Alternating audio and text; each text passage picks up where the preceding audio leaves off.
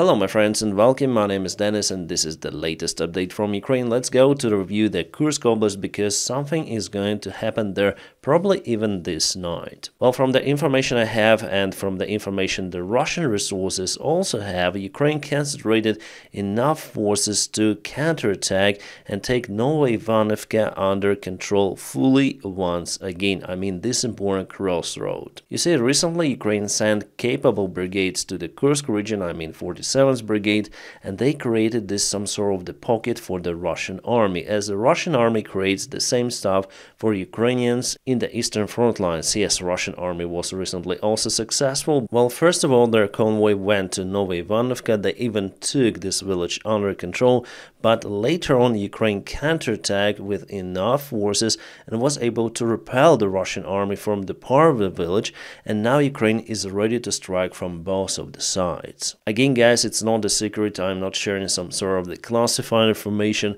This information also is available on the Russian Z channels, and they warned the Russian military commanders that something is really going to happen, that it is not going according to the Russians' plan after all. Moreover, Ukraine sent some of the sabotage groups in the gray area, and now we have the expansion, just a little, but it happened over here. So was it done for purpose, I mean for Ukraine to trap the Russian army in this place?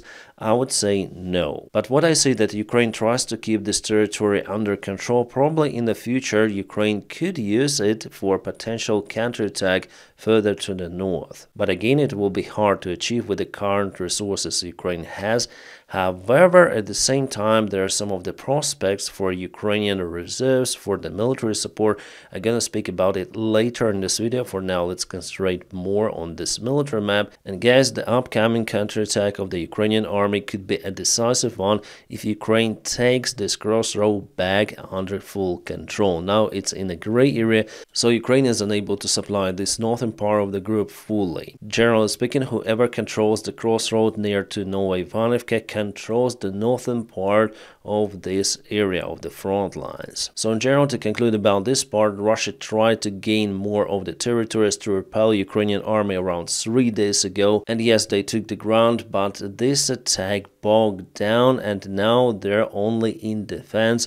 It's time for Ukrainian army for the counterattack. And hopefully we're gonna see a successful one, maybe even this night, as I say to you. As usual, in the first part of the video, I'm trying to speak about the good news. So we have the good news also from Kursk, where Ukraine started its counteroffensive, repelling the Russian army from several of the buildings in the central part of the town. Yeah, this achievement may not sound great, but guys, the urban fighting is totally different. The fight there is ongoing for every building. So if you win the building or several of the buildings, as in this case, so it could be a decisive win in defense of the town. My friends, if you like the videos which I film here on YouTube, you may also consider supporting me on Patreon. I'll put my Patreon page link right in the video description below, so you may check it out. Thank you for supporting me, the job that I do, and my motivation. About the North Korean soldiers, well, we have the confirmation for the first time officially from Pentagon that definitely North Korea sent its soldiers for the training in Russia, but Pentagon says we don't know now the purpose of the training, we're gonna see, we are quite concerned. Well, it's time to act, at least with the new sanctions against North Korea. Well, we understand that that country is already under the strict sanctions, which is by the way supported by the United Nations, plus by Russia and China, but somehow North Korea got the access for the technologies to produce nukes, plus Russia is believed to send even more modern nuclear technologies to North Korea. So dictators unite, as you can see, they don't need any sort of the discussions. If they decide to do something, even crazy stuff like that, sending North Korean soldiers to fight in Europe, they will do it. Orban is just in desperate. For the first time, his party Fidesz lost the polls in Hungary. I mean, for the first time since 2010, so quite a long time. Yeah, those are not yet the elections, but Orban is getting less popular. And he continued to accuse the European Union. Hungary's Orban accuses the European Union of trying to overthrow his government. So he is looking for external factors which influences his popularity, but actually it's just his own Russian or Chinese puppet behavior. In his speech, he even compared the European Union with the communist Soviet Union. So Orban, what are you doing in the European Union? Just announce a referendum in your country and we will see if people in Hungary support European Union or not, or if they really do support your current party vector. Well, there were elections, I think, the last year and Orban was victorious, but I don't believe in really free elections in Hungary. It's not even like Slovakia, where Fico was really elected, yes, in the democratic way. Here it could be the other stuff. Orban really tries to build his own autocracy in the middle of Europe based on conspiracy theories and his ties with Russia and China. But you know what Orban also lost? Well, the big deal for Ukraine. So United States and Europe will support Ukraine with around 50 billion United States dollars or maybe even the euros. So why Orban lost it? Because he was trying to block this initiative. Yes, the only country. But after all, you know, Hungary is not that powerful. So the deal was agreed by the United States of America and the European Union to support Ukraine. And here Trump would say again that Zelensky is the greatest salesman. He took billions and billions of dollars from our taxpayers. Why should we support Ukraine in any case? But the thing is that the funds were not taken from the budget of the United States of America. They will be taken from the frozen Russian assets, yes, in the United States and in the European Union. So Orban tried to protect those funds, which is kind of hilarious. So the deal is actually awesome because taxpayers do not need in this case to support Ukraine. But after all, you know, I think that United States, European Union, United Kingdom should support Ukraine even with their own budgets. Well, first of all, the United States and the United Kingdom signed the deal with the Ukraine, then Ukraine gave up the nukes. It was done as exchange of the protection of the Ukrainian territory, sovereignty. Yes, you may say that Budapest Memorandum that was signed by the presidents of Ukraine, United States, United Kingdom and Russia was nothing. Even though from the jurisdictional point of view, it's not the obligation of the United States and the UK to support Ukraine, but after all, the United States of America could lose potentially its trust and support from the other countries. It will not be seen as a reliable partner, and many of the countries will try to search for the nuclear weaponry to protect themselves, because the Ukrainian experience shows that definitely it is a must-have. One more statement from Orban: Kiev and Brussels are seeking to drag all of the Europe into the war with Russia by inviting Ukraine to NATO. Hungary doesn't want that. He noted that Zelensky's victory plan is to expand the conflict, to invite Ukraine into NATO and transfer military action to Russia. Well, guys, honestly, without the transferring of the military action to Russia, Russia will continue to experiment in Ukraine if they will not lose their own territory. That was the idea of the Kursk operation, which was successful from the tactical perspective. So the thought, I would say in general, is correct. Russia should fill this war inside itself. Otherwise, it is free to go to Ukraine and continue to devastate it. Russia doesn't care about their people. They are still producing some of the military equipment. They got the equipment from their allies. But Ukraine, with the Kursk operation, with the drone strikes on the Russian facilities, shows Russia that the war is not just in Ukraine. So from this perspective, obviously Orban is right, and that is how it should be. The war should not be happening just in Ukraine. And about the military support of Ukraine, well, if we speak about the Ukrainian controlled territories, we should also speak about the NATO membership, because without robust security guarantees, Russia will attack Ukraine again, as I say to you many of the times. Yeah, guys, you know my personal attitude towards Orban. I think he is hugely bribed by China and Russia to present their interest in the European Union and to disturb the Europe from inside. Breaking news: Putin has presented a toilet paper. Yes, Russia has decided to come out with design of the possible currency of the BRICS countries. The unity of that union is not even under the question. It is impossible to unite those countries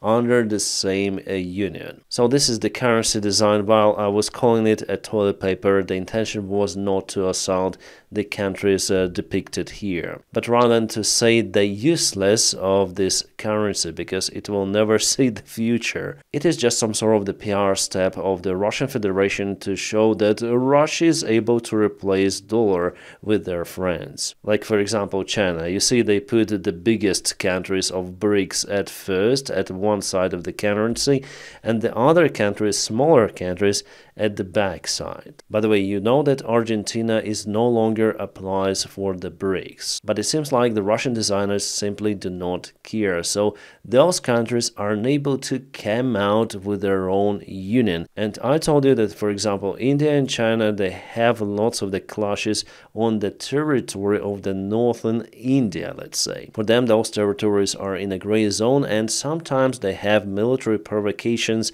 against each other. Alright, and you may say that BRICS is just the economical union, but the economical union is not possible. For example, China buys the resources from the Russian Federation, oil, gas and metal. So China is interested for the price for those resources to go lower and lower, to be as low as possible for them to pay less. But at the same time, Russia sells those resources and they're interested for the price to go as high as possible. So they have totally opposite goals in their cooperation, economical cooperation. So how could it be in the same union?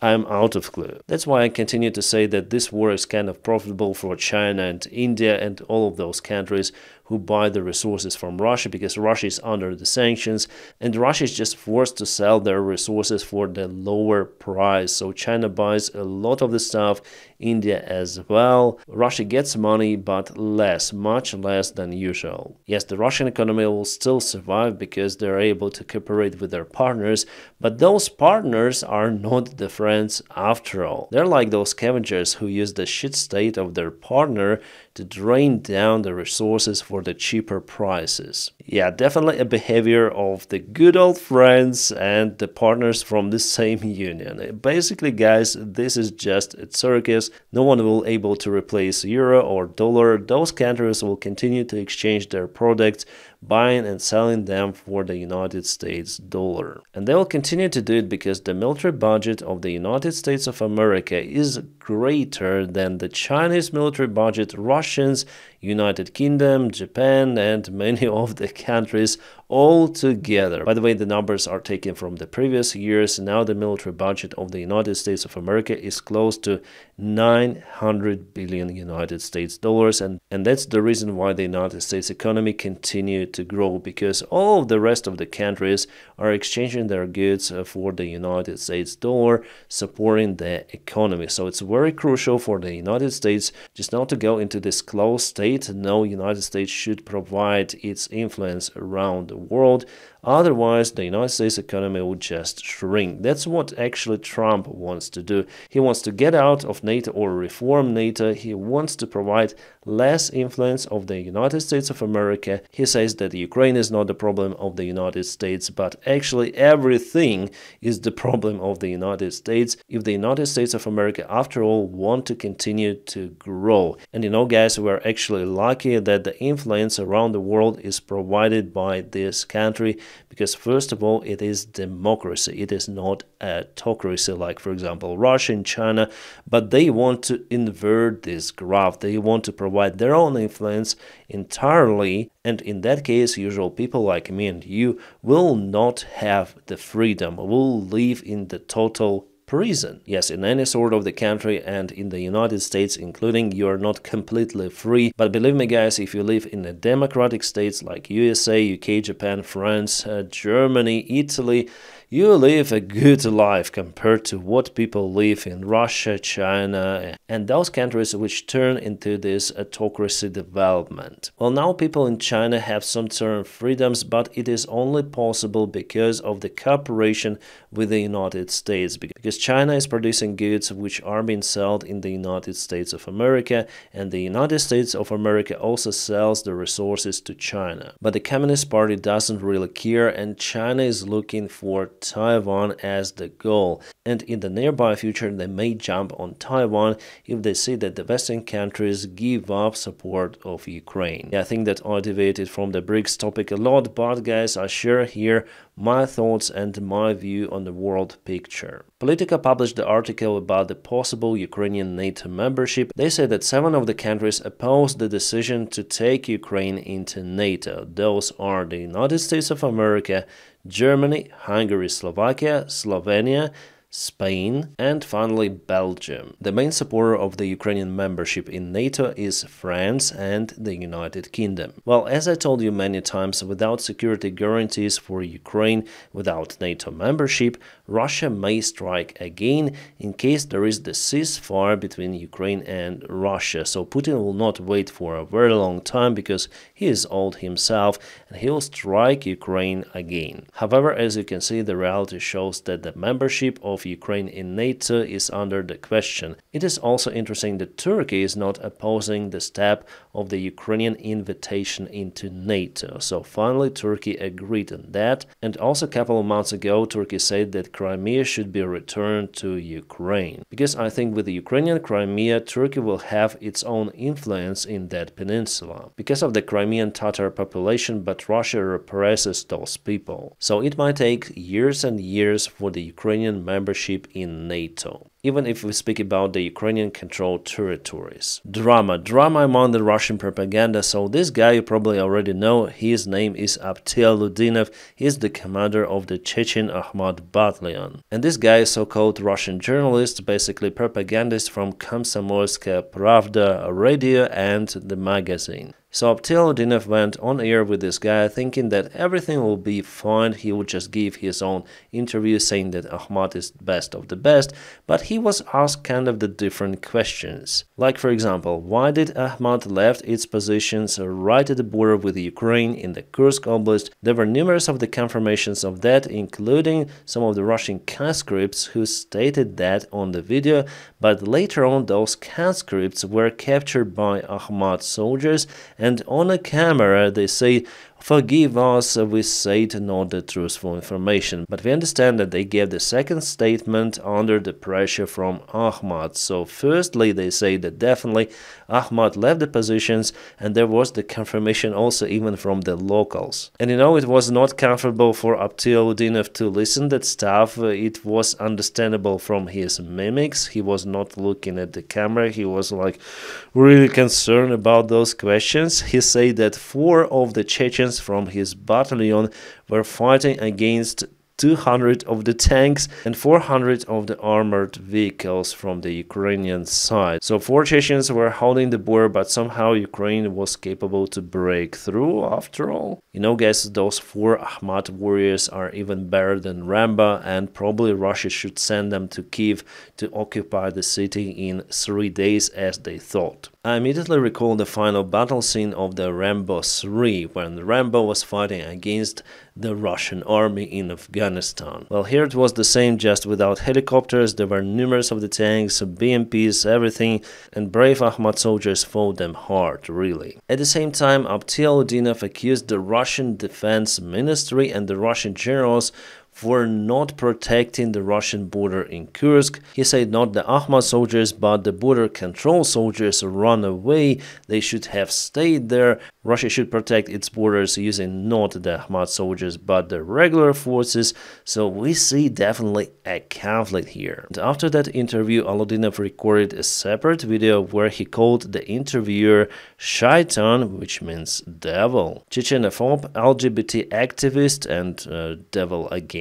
He said that the interviewer is working to spark the conflict within the Russian Federation. Well, I would say that this internal conflict sparks on its own. And we say that Ahmad involved in that a lot. If we speak about Wildberries, the economical part, if we speak about the Kursk Oblast. And guys, it is just the beginning. The last year, no one expected Prigozhin to go to Moscow. Well, maybe there will be the day then Kadyrov will go to Moscow as well. Or some other force which will drop its loyalty to the Russian regime. And the more Ukraine will move its war on the territory of the Russian Federation, the more of those cracks will start to appear in Russia itself. Now let's review the situation on Ukrainian front lines. Unfortunately, Russia still has the advantage, at least for now. So it was yesterday and it is today. Again, yesterday, today, Russia took this territory under their control. And according to my data, they unfortunately moved closer to the center, so they occupied, I think, this area as well. The information is coming from our officers, it is not classified. So the fight for Selidov will continue for the next week, but I don't see the perspective for Ukraine to hold this settlement, and after it, Russia will try to move towards Pokrovsk from two of the directions. More about Selidov, well, Russians are sharing this map saying that they were able to get into Vishneva village, which is on the road to Selidov. And that's how Russians also may attack from this side, creating the risk of encirclement of this settlement. But this information could be not correct because it is coming from the Russian side. Yes, after all, there was the assault vector from the Russian side in this place, but not that far from what I know. On the northern side, Russia moved towards Kursk. It was yesterday, it is today. Unfortunately, the settlement is now fully in the gray zone and partially occupied. Russia expands its bridgehead. Definitely for now, the Ukrainian army is divided into two parts near the Oskil River. As I've told you, judging on the roads, the supplement of the northern group is better compared to this one. Let's go again to this direction, and here Ukrainian army continued to withdraw the forces from this lower ground. So it was yesterday and this today, again yesterday, today. Here Ukraine goes uphill and it will take the defense in those settlements. For the last 24 hours, Russia wasn't able to expand their bridgehead on the south because their goal is to advance from both of the sides to encircle Ukrainian group or to force them to leave this place. In the circular direction, Russia moved ahead towards those fields. Their attack from the northern side is stopped for a while, maybe because Ukraine reinforced this area. For this reason, Russia is heading towards this supply road. If we go to Luhansk Oblast in Nevsky, we also have the major update that this is the movement of the Russian army. It happened not just for a single day, no, we have just this military map update, but this situation happened even before. Like 1 month ago, Russia little by little started to assault, and now they're at the edge of this river. It's the natural obstacle which stops them. So as you see, the situation for Ukraine on the front lines is kind of difficult, but nevertheless, Ukraine sometimes counterattacks quite successfully, and I expect the good news coming from the Kursk Oblast in the coming days. Alright, we have the clarification from France about the delivery of those fantastic Mirage 2000 fighter jets to Ukraine. Well, first 3 will be delivered during the first 3 months of 2025. The pilot training is ongoing right now and soon will be finished. A horror picture from the Cuban streets. The country is left without electricity for many days. They have the electrical power plant which collapsed because of the major failure. So people there really struggle. They have to cook the food outside. They use generators, but very rarely because they don't have enough of that equipment. And yes, that's what autocracy may bring. Total sanctions on equipment, and the self-made Iron Curtain for what? Just for dictators to keep power and brainwash their people. I'm sure that leaders of Cuba do have electricity. My friends, and now please don't forget to press your huge like to this video. By doing so, you help me a lot. And as usual, I wish you all a peaceful sky wherever you are, and have a great time.